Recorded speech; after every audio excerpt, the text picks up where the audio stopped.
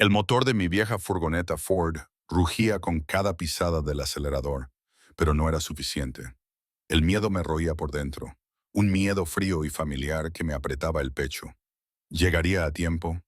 La carta, arrugada en el asiento del copiloto, era una confesión, un grito silencioso que había tardado demasiado en llegar a mis manos. Las luces de Madrid parpadeaban como una acuarela borrosa a través del parabrisas, pero yo solo veía la imagen de sus ojos, aquellos ojos que encontré aquella primera vez, llenos de una desesperación tan cruda como la mía. ¿Cómo diablos habíamos llegado a esto? Años, semanas, días de fingir y de sentir, de negarlo todo. Recuerdo que la primera vez que la vi, María, sí, María, estaba en el Hospital Universitario La Paz, esperando, como yo, una sentencia que podría destrozar mi mundo. Era un martes o un miércoles. No estoy seguro del día exacto, pero sí recuerdo el olor a desinfectante que se me metía hasta los huesos. El mismo olor que ahora se colaba por las rendijas de mi coche cada vez que me acercaba más al edificio. Me había pasado las últimas 2 horas clavado en esa silla de plástico dura, en un pasillo aséptico de la sección de oncología. Los minutos se estiraban como chicle, y cada tic-tac del reloj en la pared sonaba a condena. Tenía 35 años, era mecánico en un pequeño taller en Getafe, en las afueras de Madrid, y nunca me había sentido tan jodidamente solo en mi vida. Hace 3 años, mi Emily se fue en un accidente de coche, dejándome a mí solo para criar a nuestra Ana. Ahora estaba esperando los resultados de una biopsia de pulmón. Si salía positivo, mi hija no tendría a nadie. Nadie. Saqué el móvil. Mis dedos temblaban. Abrí la galería y busqué la foto favorita. Ana, 6 años, con su pelo rubio salvaje y enredado, abrazando a su osito de peluche con una sonrisa tan amplia que me dolía el pecho. Ella era todo. La única razón para levantarme por la mañana. La única razón para seguir adelante. Mis padres ya no estaban. Mi hermano vivía a 3 comunidades autónomas de distancia y apenas nos hablábamos. No había red de seguridad. Si algo me pasaba, Ana caería al vacío sin freno.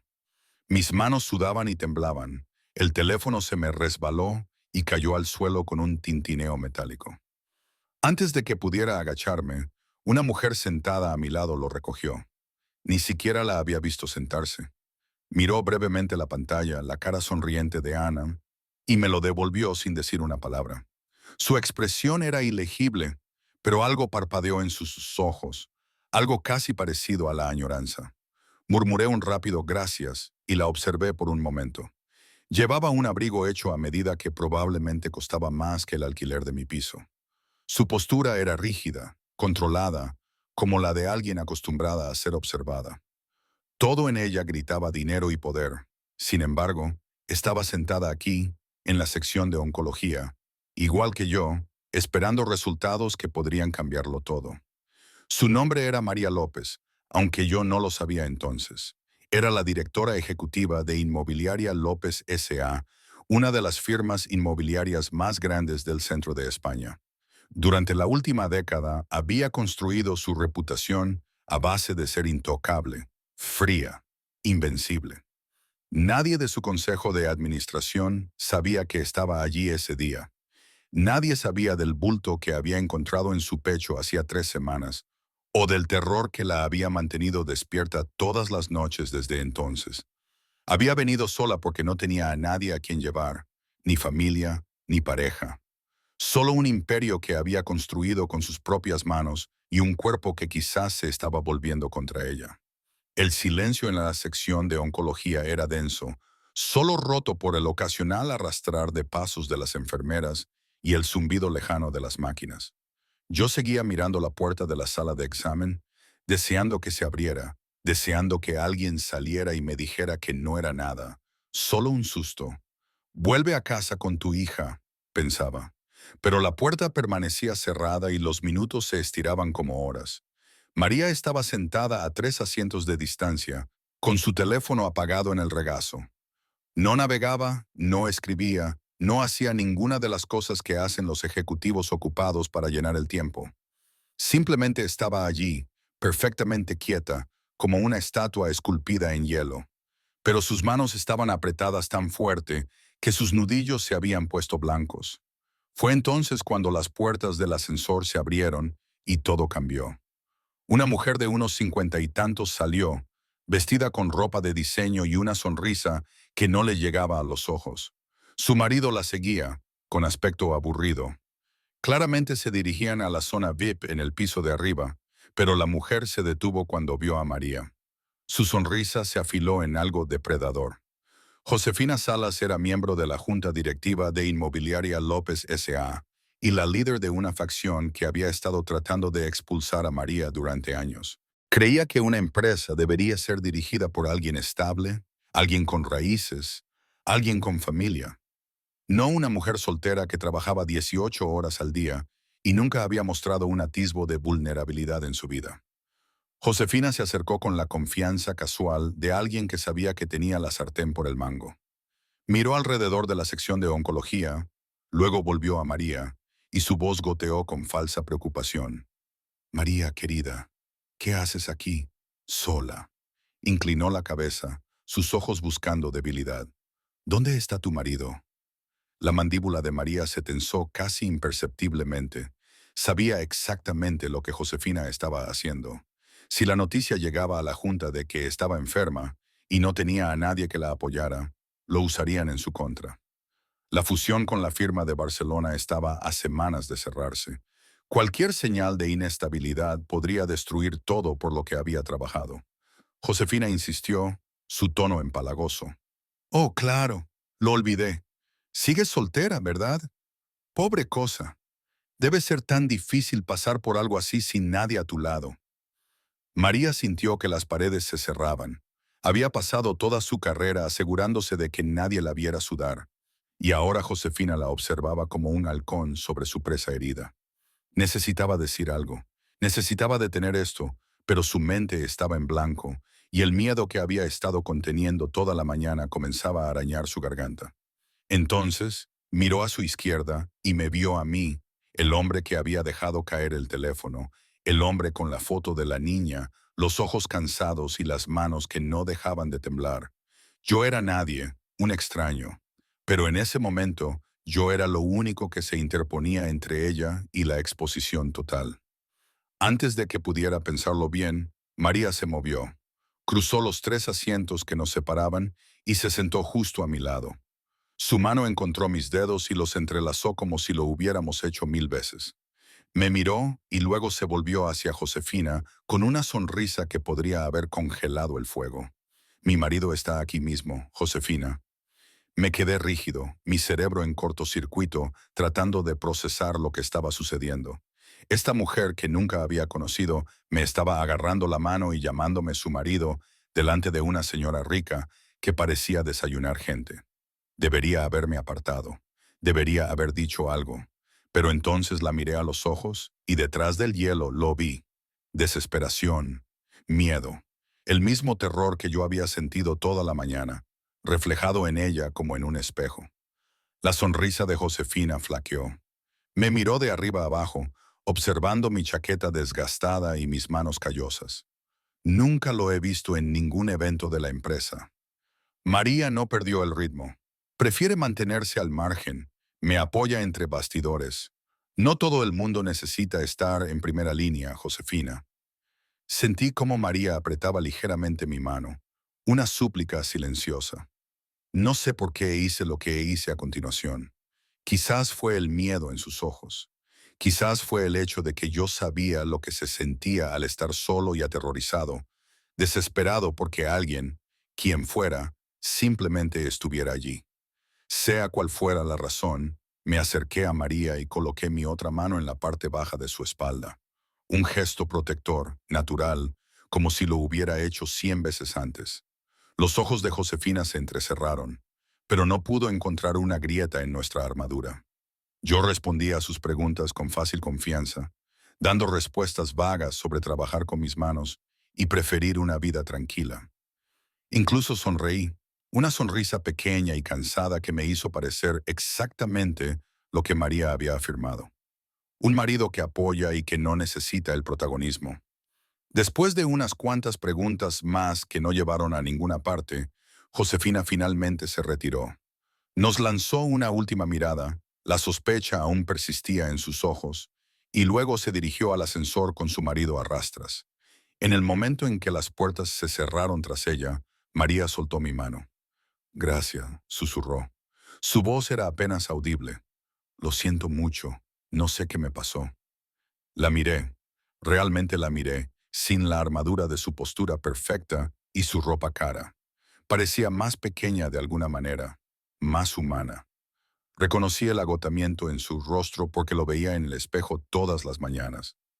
Tú también esperas resultados, dije. No fue una pregunta. María asintió lentamente. Por primera vez en más tiempo del que podía recordar, no se sintió completamente sola.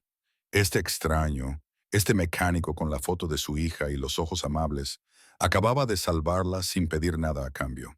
Ni siquiera sabía mi nombre. Soy María, dijo en voz baja. Carlos, respondí. Nos quedamos allí en silencio, dos extraños unidos por una mentira y un miedo compartido que ninguno de los dos podía nombrar en voz alta. Fuera, la ciudad zumbaba con vida. Dentro de la sección de oncología, el reloj de la pared avanzaba hacia un futuro incierto. Una hora después de que Josefina se fuera, una enfermera nos llamó a ambos. Carlos Hernández, María López.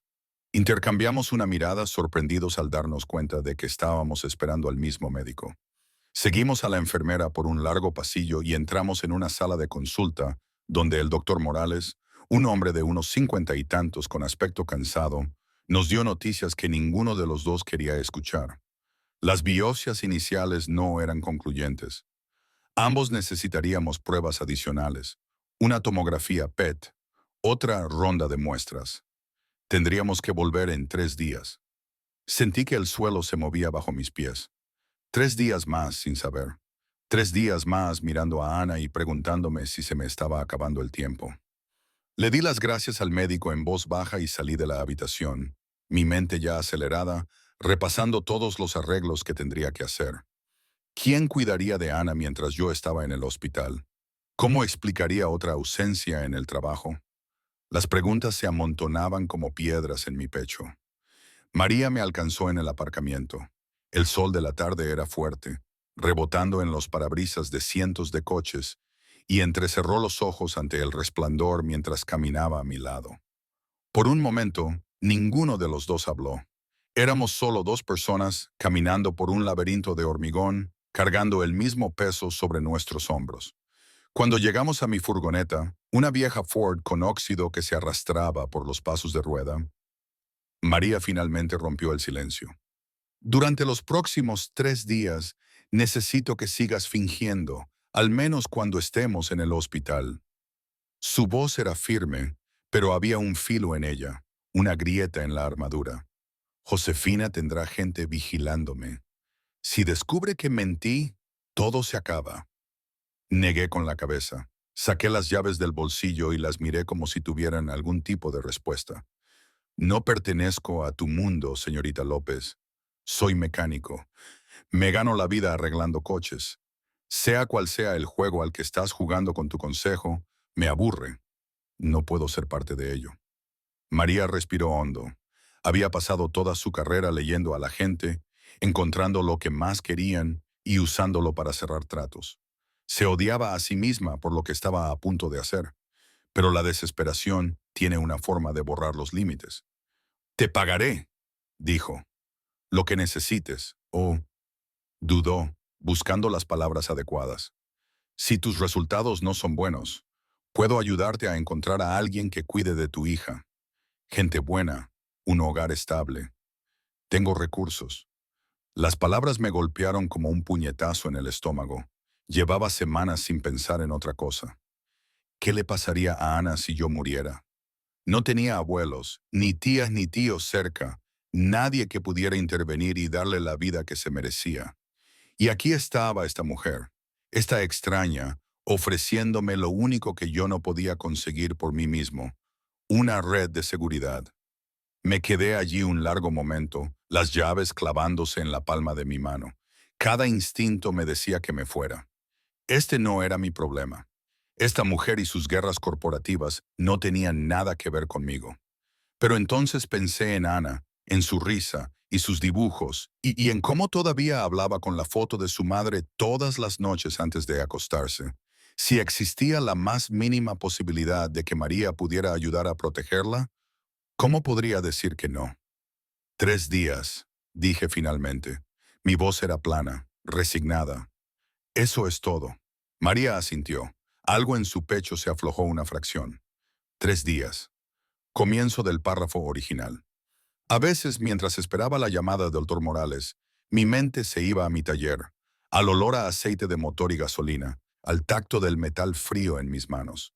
Era un mundo tan sencillo, tan predecible. Un coche averiado, una solución, una factura. No había intrigas corporativas, ni vidas en juego más allá del buen funcionamiento de un motor. Pensaba en los viejos chistes con los compañeros, en las manos engrasadas que eran una insignia de honor. Este nuevo universo, el de los hospitales con sus luces frías y sus dramas silenciosos, el de los ejecutivos con sus trajes impecables y sus guerras invisibles, me resultaba ajeno, casi hostil.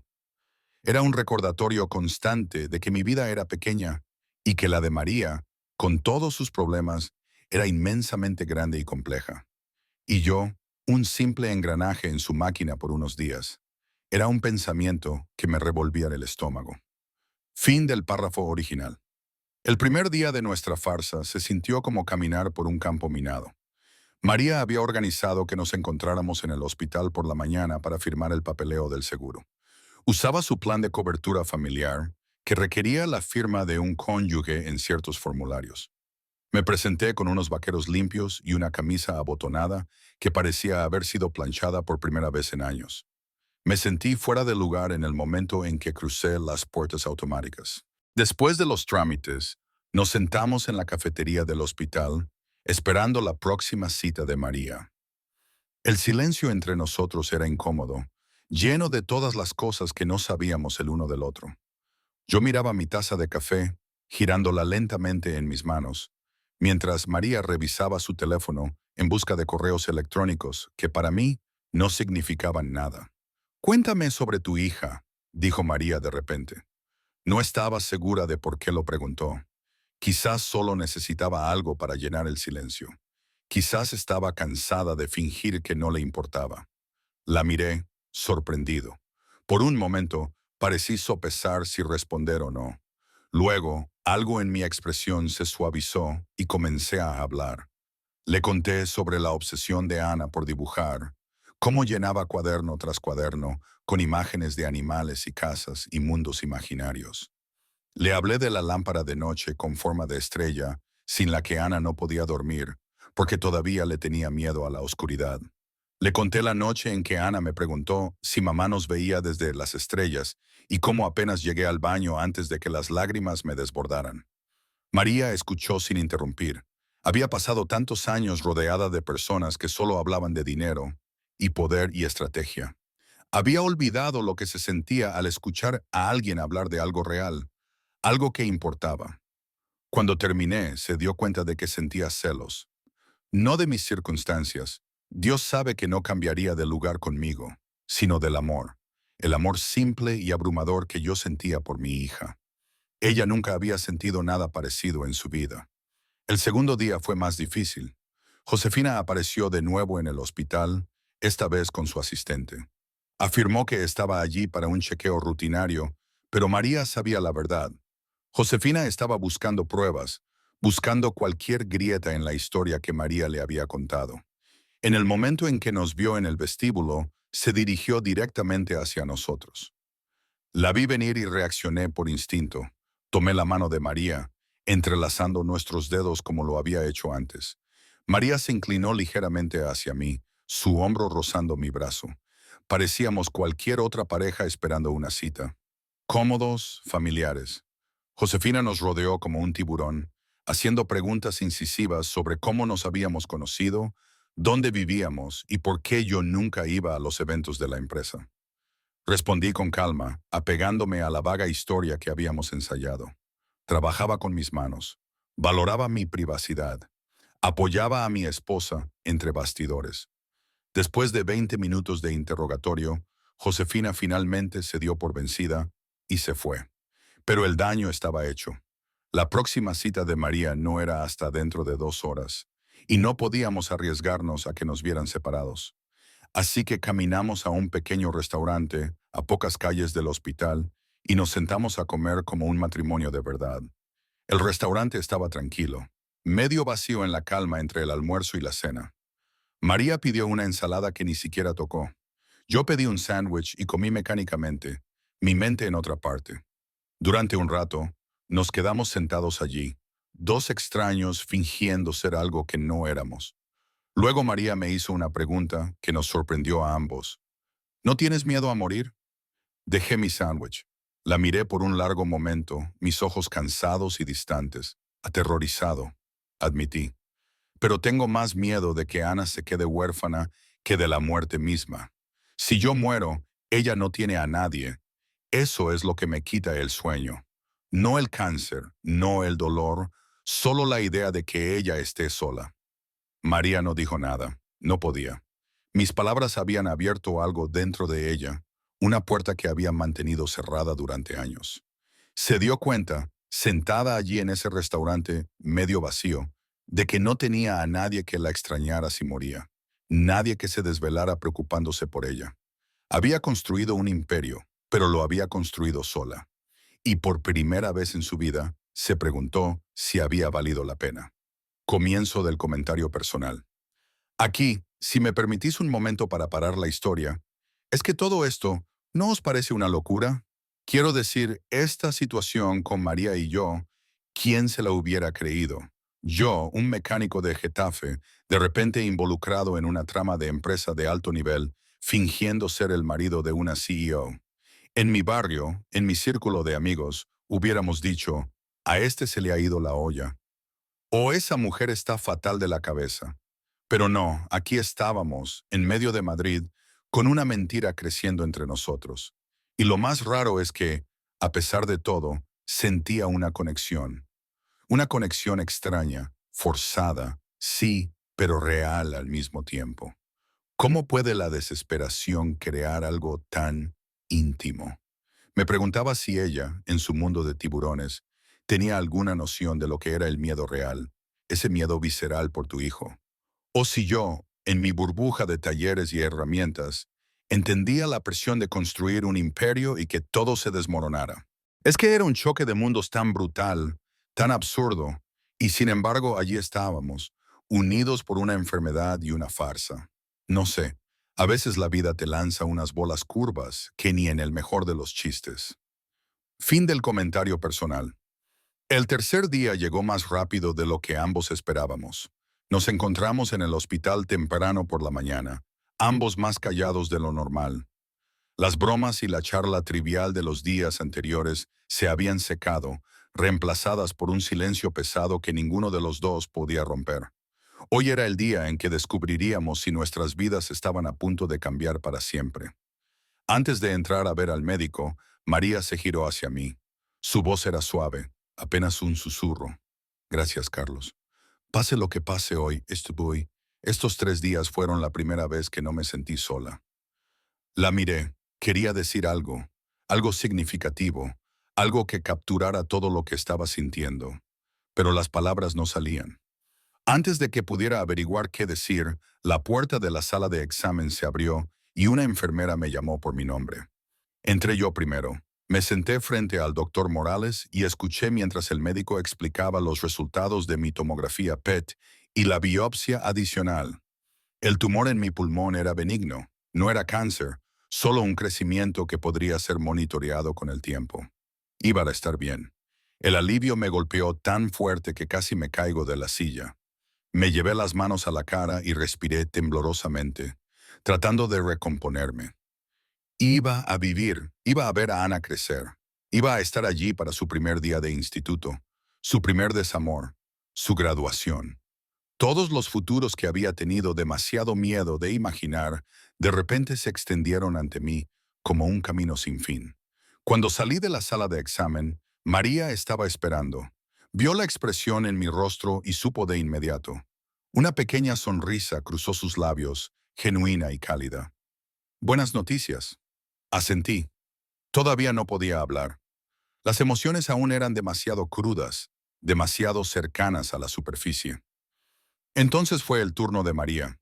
Se levantó, se alisó el abrigo y entró en la sala de examen con los hombros cuadrados y la barbilla alta. La puerta se cerró detrás de ella y yo esperé. 20 minutos después, salió.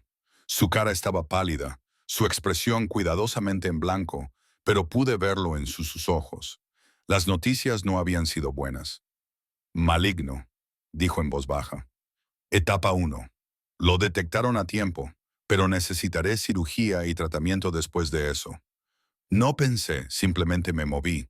Crucé el espacio entre nosotros y tomé su mano de la misma manera en que ella había tomado la mía 3 días antes. Esta vez no era para la galería. Esta vez era real. María miró nuestras manos unidas, y por un momento se permitió sentirlo. La calidez de mi piel contra la suya, la firmeza de mi agarre. Había pasado toda su vida negándose a necesitar a nadie, y ahora estaba allí, aferrada a un extraño como si yo fuera lo único que la mantenía a flote. Entonces sonó su teléfono. Lo sacó del bolsillo y respondió sin pensar. La voz al otro lado era brillante y alegre, completamente ajena al peso del momento. Era su asistente, llamando con noticias sobre la fusión. Señorita López, la fusión ha sido aprobada. La Junta quedó impresionada con su sistema de apoyo familiar. La señora Salas ya no pudo encontrar motivos para oponerse. Felicidades.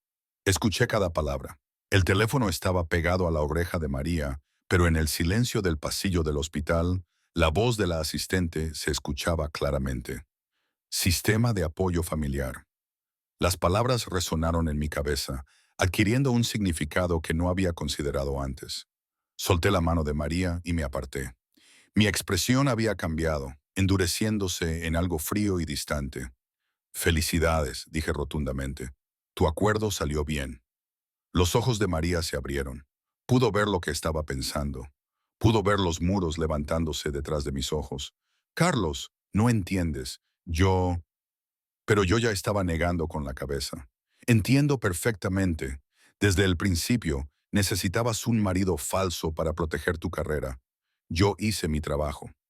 Me giré y comencé a caminar hacia el ascensor. Mucha suerte con tu cirugía, señorita López. María me llamó, pero no me detuve.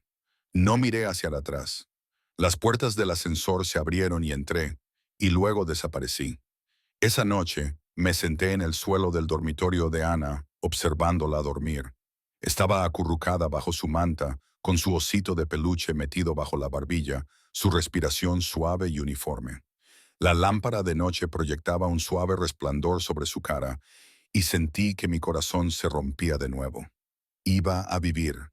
Iba a estar allí para ella. Eso era todo lo que importaba. Pero ahora había algo más. Un vacío en mi pecho que no tenía nada que ver con mi salud.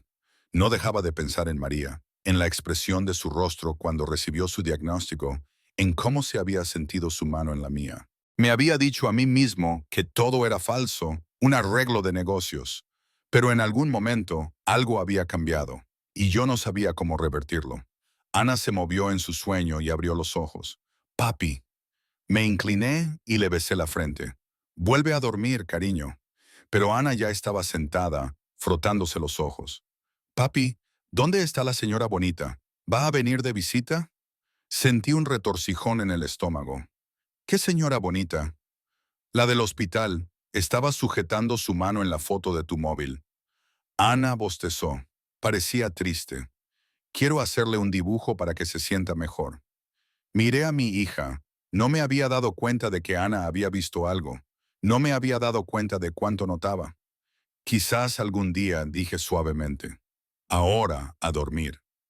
Ana asintió y se recostó, ya volviendo a dormirse. Me quedé allí mucho tiempo, observándola respirar, tratando de convencerme de que había hecho lo correcto. Al otro lado de la ciudad, María estaba sola en su ático. Las luces del centro de Madrid brillaban a través de los ventanales del suelo al techo, pero ella no las veía.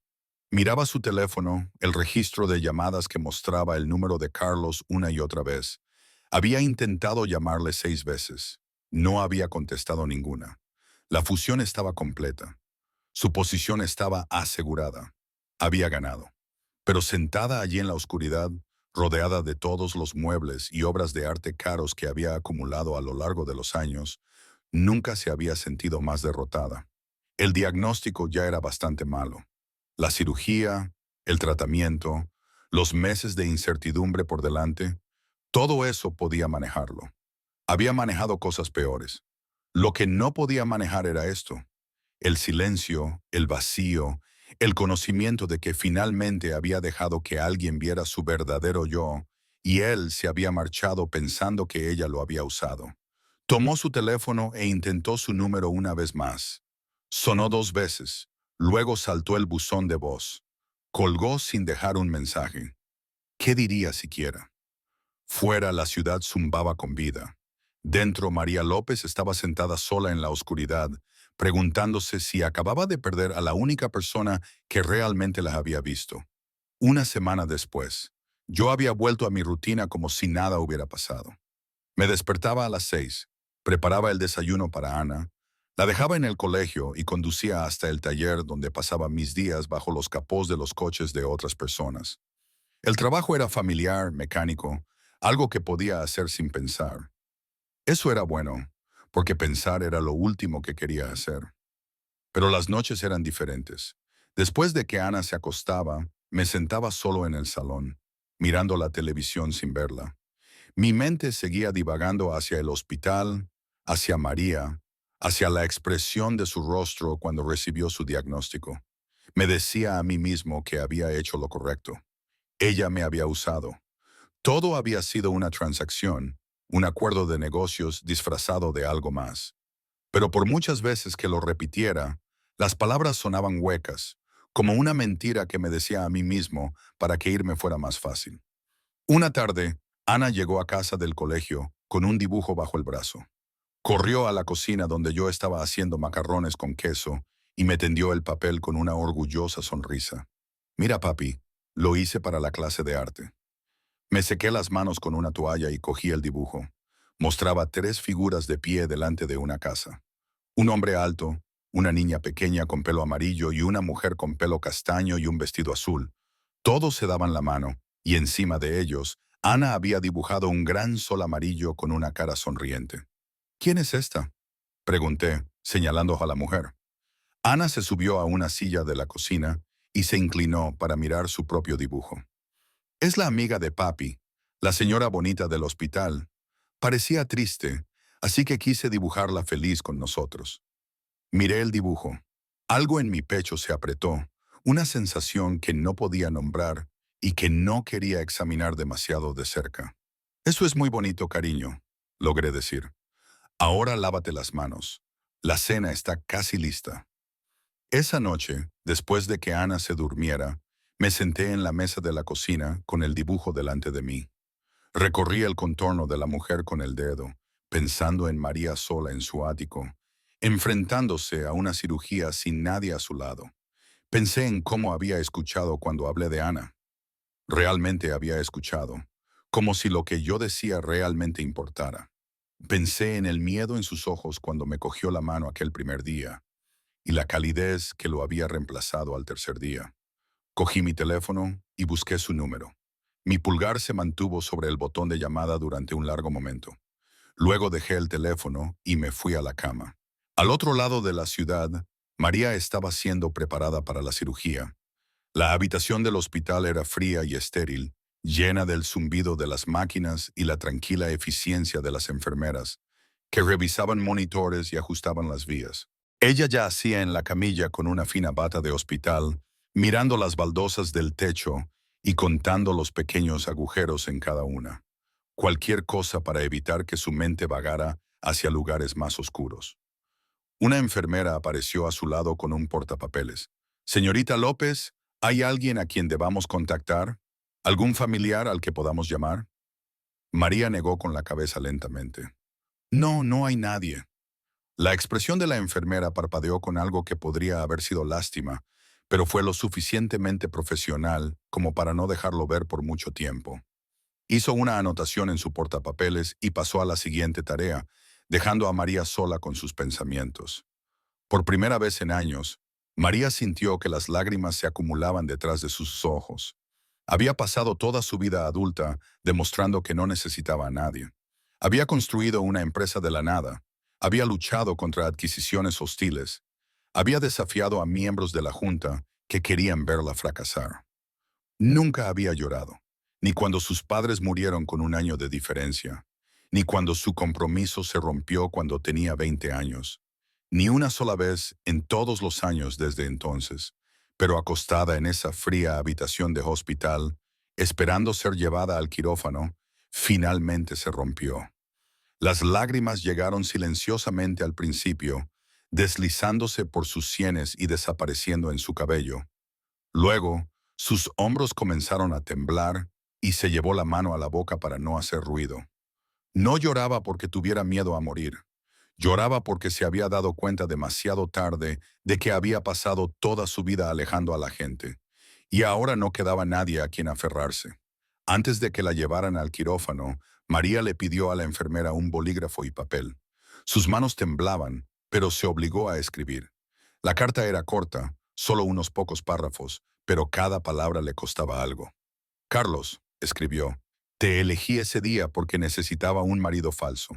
Pero en esos 3 días me di cuenta de que no necesitaba un marido. Necesitaba a alguien que realmente me viera. Fuiste la primera persona en hacer eso. Siento no haber sido lo suficientemente valiente como para decirte esto cuando aún podía. Si no lo supero, por favor dile a Ana que la señora Bonita cree que es la niña más afortunada del mundo por tener un padre como tú. Dobló la carta y se la dio a su asistente con instrucciones de entregarla a mi dirección. Luego la llevaron y ella cerró los ojos y el mundo se oscureció. La carta llegó a la mañana siguiente. Estaba en la cocina haciendo el desayuno cuando oí un golpe en la puerta. Abrí y me encontré con una joven en traje de negocios que sostenía un sobre. No dijo nada, solo me entregó la carta y se fue. Me quedé en el umbral, mirando mi nombre escrito con una elegante caligrafía en la parte delantera del sobre. Lo abrí y leí las palabras una vez, luego dos, luego una tercera vez. Mis manos temblaban cuando terminé. Ana levantó la vista de sus cereales. «Papi, tienes los ojos rojos». No le respondí. Ya estaba cogiendo mi teléfono, marcando al taller para decirles que no iría. Luego llamé a la señora Carmen, la vecina de al lado, y le pregunté si podía cuidar a Ana unas horas. No le expliqué por qué. No tenía tiempo. 20 minutos después, estaba en mi furgoneta, acelerando hacia el Hospital Universitario La Paz. No sabía si era demasiado tarde. No sabía qué diría cuando llegara. Todo lo que sabía era que no podía dejar que ella se enfrentara a esto sola. Ya no. Llegué al hospital justo cuando estaban sacando a María de la sala de recuperación. Todavía estaba inconsciente, su cara pálida contra la almohada blanca, su cabello extendido alrededor de su cabeza como un halo oscuro. Encontré una silla y la acerqué a su cama. Le tomé la mano de la misma manera en que ella había tomado la mía aquel primer día en la sección de oncología y esperé. Pasó una hora y luego otra. Las enfermeras iban y venían, revisando los signos vitales y ajustando los medicamentos. Pero yo no me moví. Simplemente me senté allí, sujetando su mano, observándola respirar. Cuando María finalmente abrió los ojos, lo primero que vio fue a Carlos. Parpadeó lentamente, confundida, segura de que debía estar soñando. Su voz salió entrecortada y seca. «Carlos, ¿estoy soñando?» Negué con la cabeza.